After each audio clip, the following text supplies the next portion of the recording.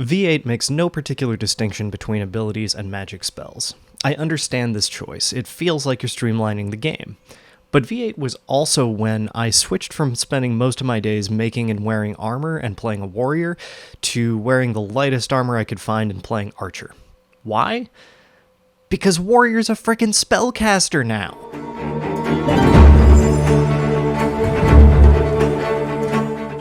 Mechanics tell a story, even if you don't want them to. The human brain thrives on narrative. It's how our memory works and how we make connections to things. So when you tell me that there's a spell called Shatter that destroys people who are frozen, I helplessly envision freezing my opponent solid and breaking them to pieces like a cartoon.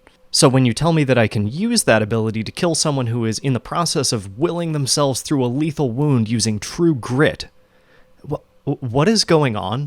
What are even words? Why should that work? Mechanically, this makes perfect sense. True grit works the way it does for the same reason that Sonic the Hedgehog blinks when he loses his rings.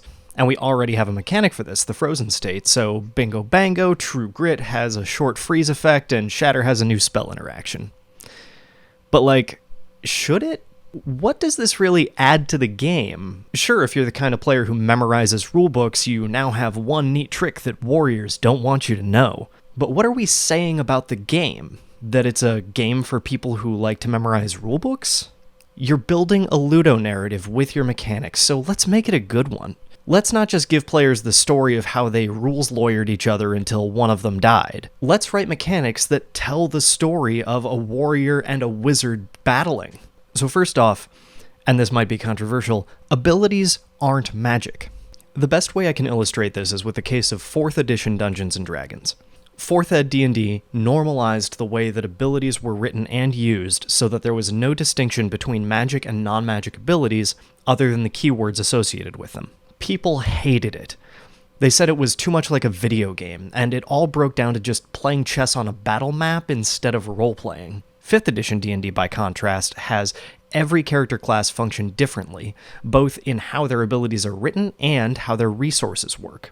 This flavor is essential to giving that teamwork feeling that comes from asymmetry of play. V8 may think that it's streamlining, but believe it or not, keywords don't streamline. And when keywords defy narrative sense, they actually make it harder to remember the rules. I'll say that again. Keywords don't streamline.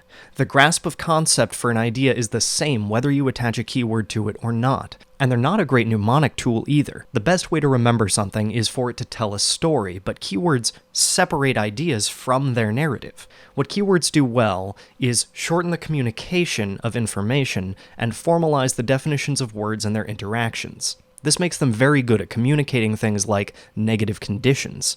When a player says, "What just happened to me?" you can say something like, "Oh, you're stopped and suppressed," and they'll know exactly what that means to them.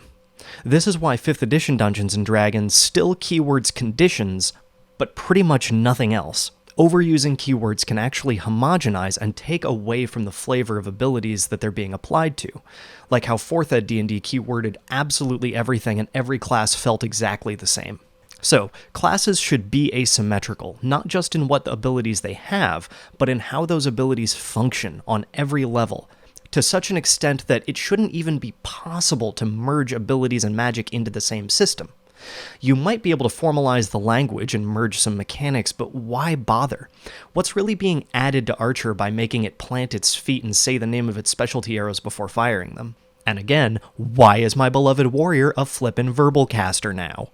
Okay, that's a little extreme. Warrior only has 6 abilities in V8, which is 2 more than it had in V7. But in V7, only one of their abilities required you to say anything, and you didn't get that one until level 5. Warrior was a great class for new players precisely because they started out with no class abilities and never made you memorize a verbal except mend.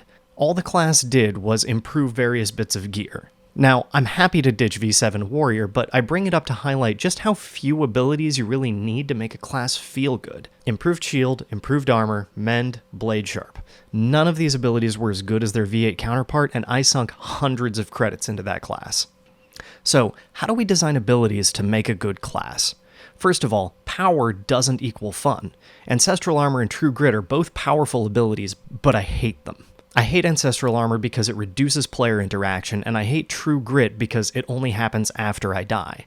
Neither one of them provokes me to make any interesting choices about how I'm playing my character. True Grit asks nothing from the player, and so using it says nothing about the player. What if I told you most abilities would be better if they were worse? This is similar to what I said about immunities, but there should be no fire and forget abilities or spells. I've got links in the doobly-doo to my ability list. Let's contrast my version of Poison with V8's. Poison makes a weapon wounds kill, but in my version it can only be put on arrows, throwies, and daggers. Compare this to the Assassin Poison in V8, which goes on melee weapons or arrows. In V8, the poison makes the assassin better at what they were already doing. It doesn't challenge them to change what they're doing to be different from any other player of any other class. By taking poison away from swords, I'm making the weapons that are harder to use far more powerful to encourage changing up the player's approach to combat. All three of these weapons ask something of the player, and a player who specializes in these three weapons is going to look different from other players in combat. Arrows and throwies have to be retrieved to be used again. They're not passive. So your opponent also has counterplay opportunities, and using a dagger effectively in melee is quite a challenge no matter who you are. For our rogue archetype at max levels, the abilities branch a couple of times, resulting in 3 distinct playstyles. There's the player who decided that the best use of poison was to put it on an arrow and ultimately became a sniper. There's the player who leaned into throwies and can now use them to free themselves from crowd control, suppress casters, and pierce armor. Or the assassin who really wants to fight with swords can go through the blade path and pick up trap, long, and assassinate. Each ability diversifies your playstyle so that somebody playing one looks and feels nothing like someone playing the other. So how many abilities do you really need to make a unique playstyle? Less than you might think. In fact, if they're well written and offer build choices to keep from getting stale, I think the magic number is 3 per loadout. Someone who wants to play caster can have more spells, of course, but if you're a physical fighting archetype, a few dramatic ways to pivot your tactics are going to make a huge difference to your playstyle. Let's take a look at my warrior. The Defender Adventurer track is basically V7 Warrior in all its glory. You buff and repair your gear. But what about a warrior who doesn't want to use a shield? In V7 they'd be wasting an ability, but here, trade it for Scavenge so you can repair your armor faster. But what if I want to occupy a totally different place in the battlefield? What if I want light armor and a great weapon? Well, pick up Mighty Blow and use that great weapon to destroy some shields. Or, if you want to wear light or no armor, we can keep moving right along the track and take builds that give us penetrating weapons, natural armor, and missile block, and don't enhance our armor at all. So we're not losing anything if we choose not to wear it, since, if you recall from my other video, armor can be self-balancing.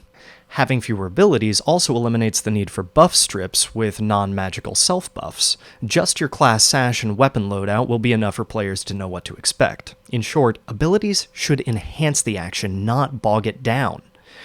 Players shouldn't be faced with analysis paralysis when they just want to get out there and fight. And players should see their abilities as validating their build choices like improved armor, not compensating for mistakes like True Grit.